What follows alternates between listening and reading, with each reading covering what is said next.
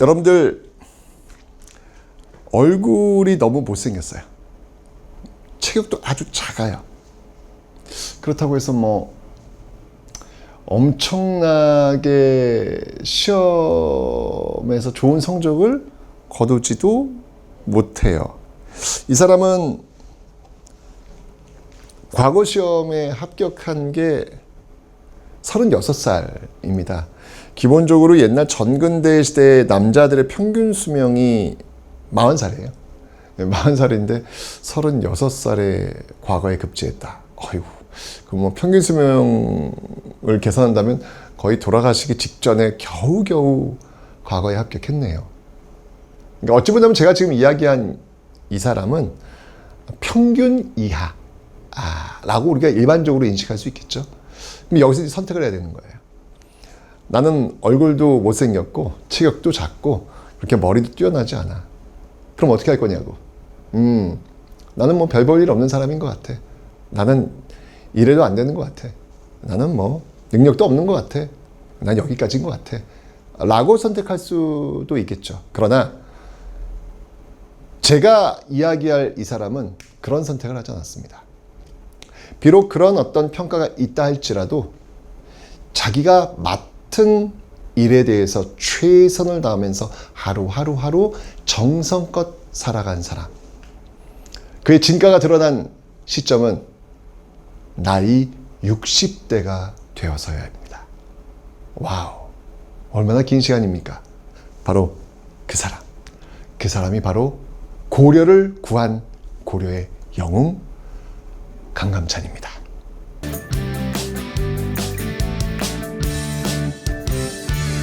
자, 지금부터 여러분들 이 고려 외침에 대해서 한번 살펴보겠습니다. 고려는요, 뭐 너무나도 외침이 많아요. 10세기, 11세기에는 거란이 쳐들어와, 12세기에는 여진이 쳐들어와, 13세기에는 몽골이 쳐들어와, 14세기에는 홍건조가 왜구가 쳐들어와, 정말 끊임없이 고려 왕조 500년 동안 정말 끊임없이 쳐들어왔던 시대. 와, 정말 저는 고려라는 시대에 태어나지 않아서 너무 다행이다. 그러나 또 뒤집어 얘기한다면 그 고려 시대를 살았던 우리 선조들은 얼마나 고통스러웠을까 라는 그런 생각을 하게 됩니다. 어쨌건 그 고려 500년 동안 이 엄청난 외침 속에서도 고려라는 깃발을 꺾지 않았던 고려 선조들의 모습, 리스펙, 존경합니다. 자, 어떤 내용들이 있었는지 한번 살펴볼게요. 먼저 10세기, 11세기는요, 이 거란이 쳐들어옵니다. 이 거란은요, 당시 중국 송나라와 한 판을 벌여야 되는데 송과 고려가 친하다 보니까 이 후방에 있는 고려가 좀 이렇게 걱정이 됐던 거예요. 그래서 고려부터 먼저 손을 봐야 되겠다라고 쳐들어온 것이죠. 1차, 2차, 3차에 걸쳐 쳐들어오게 되는데요. 1차 침입 때는 여러분들 와우 무려 80만 대군을 이끌고 들어온다고 했죠. 그런데 이때 이 서희가 간파한 거야. 거란은 지금 고려랑 싸우려고 온 것이 아니라 겁을 주려 온 것이다. 송과 고려의 관계를 끊으려고 한 것이다 라고 하는 이 대외 정세를 파악하고 있었던 것이죠. 그래서 서희는요, 싸우지 않고 외교를 통해 가지고 거란과 협상을 합니다. 오케이 우리 고려 너희들 거란하고 좋은 관계 맺을게, 국교 맺을게. 대신 국교를 맺으려고 하는데 그 가는 길목에 강동 육주라는 곳을 여진족이 지금 괴롭히고 있으니까 여기를 우리가 관리할 수 있도록 내준다면 그러면 우리가 너희들과 좋은 관계 한번 유지해 볼게 라고 하죠. 거란의 입장에서는 여러분들 사실은 겁주려고 온 건데 고려 측에서 서희 측에서 이렇게 나오면 이거 괜찮은 장사예요.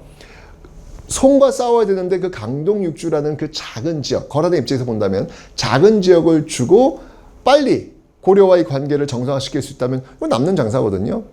그래서 서로 간에 윈윈 하면서 외교를 통한 협상이 종료가 되죠. 이게 바로 1차 거란 침입입니다. 와우, 어쨌건 서희는요, 싸우지도 않고요, 오히려 땅을 얻었어요. 강동 육주. 와, 정말 외교의 달인 서희, 외교의 달인 고려입니다. 여러분들 고려는요, 중요한 건 뭐냐면 솔직히 이제 사람이라고 하는 고려라는 사람이 있어 로 본다면 믿으면 안 되는 사람이에요. 배신하고 거짓말하고 약속 안 지키고 그런 사람을 사귈 수 있겠습니까? 이게 고려야. 근데 여러분들 고려라는 사람이 아니라 이거는 외교잖아요. 외교는 여러분들 원래 이렇게 하는 거예요. 제가 누누이 얘기했지만 동맹, 혈맹, 그 외교적 수사라니까. 그거 믿어요, 여러분들? 아유, 순진한 거야. 당장 그거 내려놓으세요. 역사상 외교, 의리, 동맹 이런 거 없어요. 모든 움직임은 국익에 의해서 움직이는 것이지 그런 순수한 가치에 의해서 움직이지 않아요. 국가와 국가의 관계는요. 고려는 그걸 너무 잘했습니다. 네, 고려는요. 거란 입장에서 본다면요. 거짓말했고요. 약속 안 지켰어요. 분명히 거란하고 좋은 관계 하겠다고 했는데요. 뭐 그 다음부터 꿈쩍도 안 합니다. 고려는요. 이러니까 이제 열받은 거예요. 그래서 결국 거란의 성종이 황제가 직접 군대를 끌고 40만 대군을 끌고 쳐들어옵니다. 이게 바로 2차 거란 침입이 되겠습니다. 이때 계기는 뭐였냐면요. 강조라고 하는 고려의 그 무인이 강조라고 하는 이 고려의 어떤 그 신하가 쿠데타를 일으킨 거예요. 쿠데타를 일으켜서 왕을 교체를 했어요. 목종에서 현종으로 교체를 한 거예요. 그러니까 이제 이 거란 입장에서는 아니 너희들 우리랑 국교 맺고 우리랑 조공 관계 유지하기 위해 누구 마음대로 왕을 교체를 해. 너희들 혼 좀 나야 되겠어? 이걸 명분으로 삼아서 쳐들어온 겁니다. 바로 강조의 정변, 이 쿠데타를 계기로 해서 쳐들어왔는데 야 정말 40만 대군 성종이 직접 군대를 끌고 온 거예요. 압록강을 건너자마자 제일 만나야 되는 곳이 흥화진이라는 곳인데 이 흥화진 기적이 벌어져요. 40만 대군 끌고 왔는데 흥화진은 고작 3,000명. 그런데 중요한 건 흥화진이 무너지질 않아. 대박. 일주일을 버텨요. 흥화진을 지키고 있었던 인물 바로 양규. 와, 우리는 새로운 영웅을 만나게 됩니다. 양규. 결국 성종 포기합니다. 흥화진 포기하고 그냥 바로 밑으로 내려오게 되죠. 내려왔는데 결국 현종이 도망가요. 현종 못 잡아요. 그리고 현종이 멀리서 편지 보내죠. 알았어. 나중에 내가 직접 너 만나러 갈 테니까 일단 돌아가. 결국 시간은 흘러가고 있고 빨리 돌아가야 되는 상황 속에서 결국 성종은 군대를 철수를 시킵니다. 철수를 시킬 때 돌아갈 때 양규 다시 만나잖아요. 양규 끝까지 싸워요.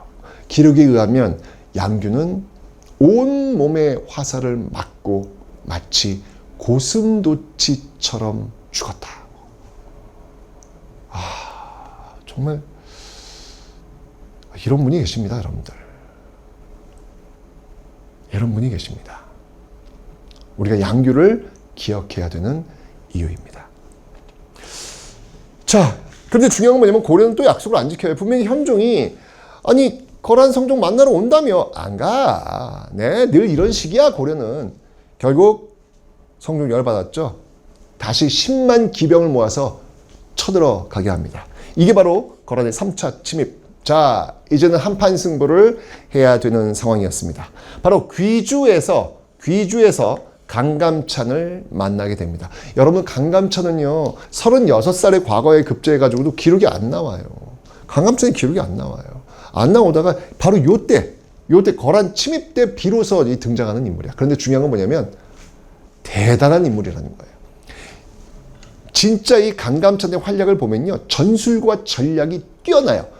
쉽게 얘기하면 병서 병법을 정말 연구를 많이 한 거야. 그러니까 무슨 말이냐면 역사에 이름이 드러나지 않았던 그동안 강감찬이라는 인물은 갈고 닦았던 거예요. 못생겼고요. 체격 작대요. 그렇게 기록 나와 있어요. 그리고 36세에 과거 급제했대요. 늦어요.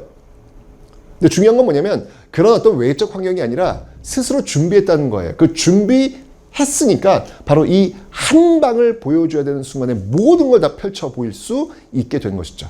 전술과 전략 대박입니다. 강감찬은요. 바람이 바뀌는 시간도 알았고요. 그리고 그 바람이 바뀌는 시기에 적의 배후에 기습 복병을 배치하는 모든 설계를 다 그립니다. 정말 여러분들 조선에 이순신이 있다면 고려에는 강감찬이 있습니다. 어마어마한 전술 전략이 이 귀주대첩에서 다 쏟아져 나옵니다. 대박이죠?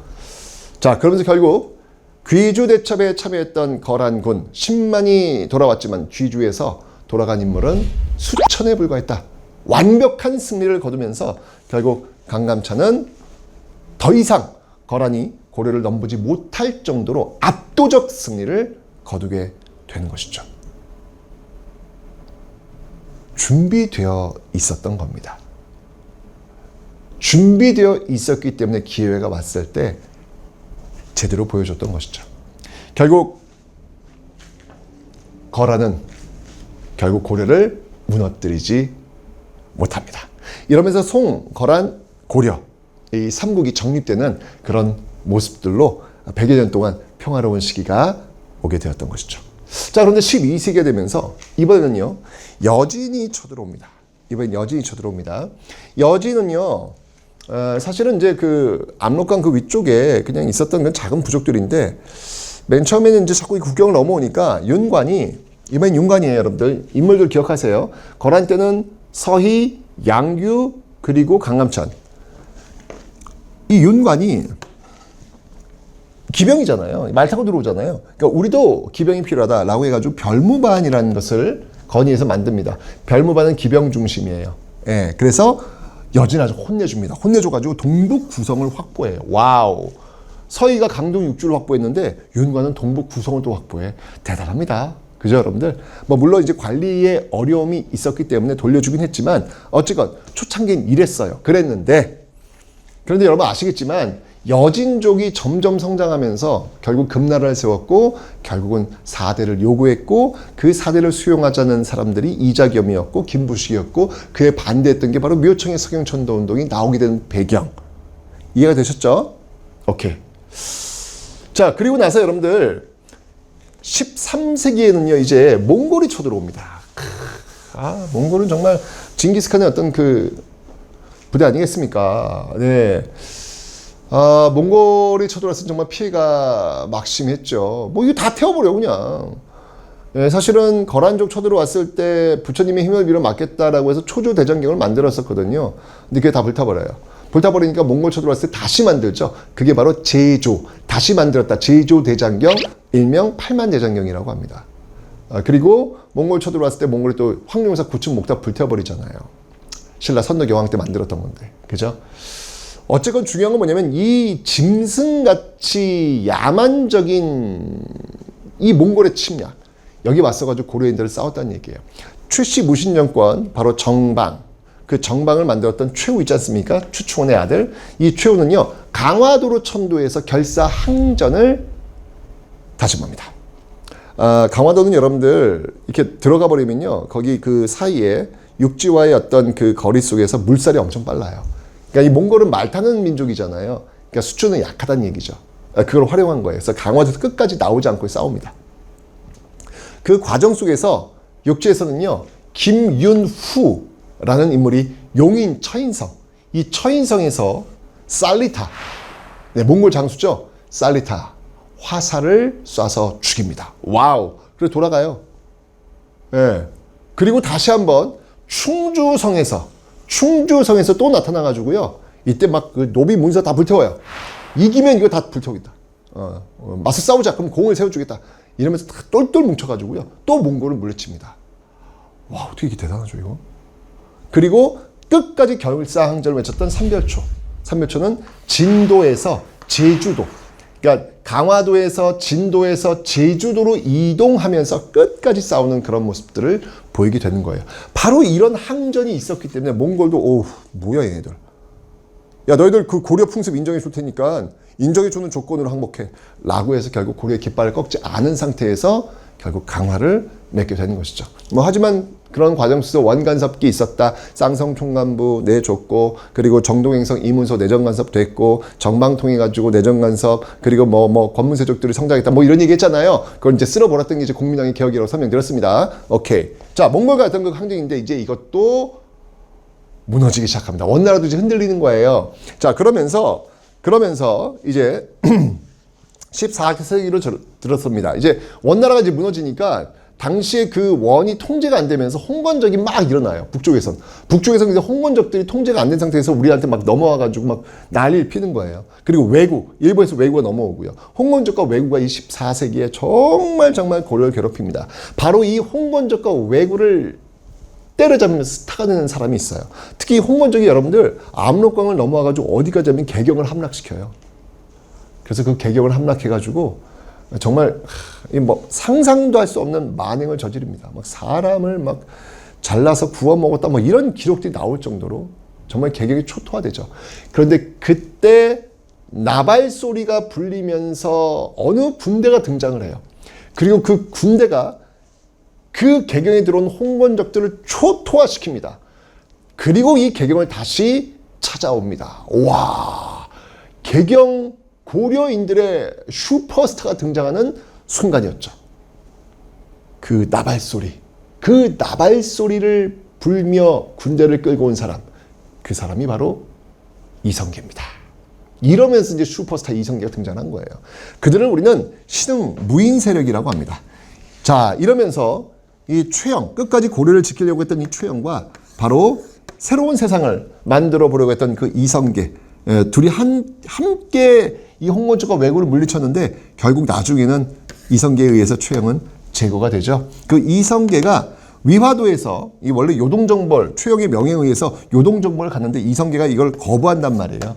거부하면서 결국 위화도에서 회군해. 군인이 명령을 어기하고 회군했어. 이건 쿠데타야. 예. 쿠데타를 통해 가지고 쿠데타는 실패하면 영모야. 성공을 한 것이죠. 그러면서 바로 이 정도전, 신진사대부, 성리학을 수행했던 이 신진사대부 정도전과 손을 잡고 바로 새로운 나라 조선을 건국하는 과정을 밟게 되는 겁니다. 위화도 해군을 통해서 정적 권력을 확보했고요. 그리고 과전법을 통해서 대농장 지금 엄청 많잖아요. 이거 싹 몰수해가지고요. 바로 신진사대부의 경제적 기반을 잡으면서 이제 신흥무인 세력 이성계 그리고 신진사대부 정도전 이 두 세력이 결합하면서 바로 새로운 나라 조선을 건국하게 되는 겁니다. 자, 이렇게 고려시대 때 500년 동안 엄청난 외침 속에서도 끝까지 항전하면서 고려의 깃발을 꺾지 않았던 자랑스러운 고려의 역사를 한번 살펴봤습니다. 자, 이 고려의 문화는 또 무엇이 있을지 다음 시간에 한번 확인해 보시죠.